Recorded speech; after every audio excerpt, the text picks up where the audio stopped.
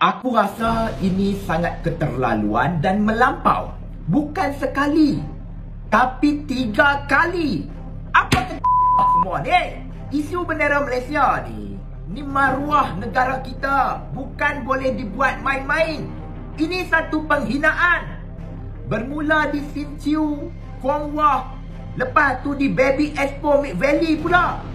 Hampa jangan ingat aku hanya bercakap di TikTok saja. Aku dah pergi buat report polis pada 16 April tahun 2025 masa Sinciu buat hal bendera Malaysia tak cukup sifat. Ini satu perbuatan yang khianat dan wajib dihukum.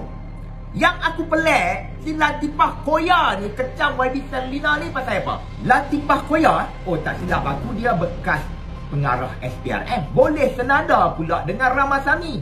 Ramasamy ni pujaan PN.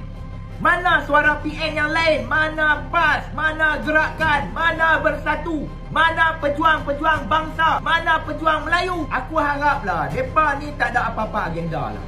Latifah Koya dan Ramasamy sangat-sangat memalukan. Kerana ini maruah negara kita. Woi KMPN, hampa duk meratik DAP. Tapi MP dari DAP, YB Serlina juga yang lantang pertahankan maruah negara kita. Tak apa YB Serlina. Aku menyokong dan berdiri teguh di belakang YB Serlina, menyokong YB Serlina.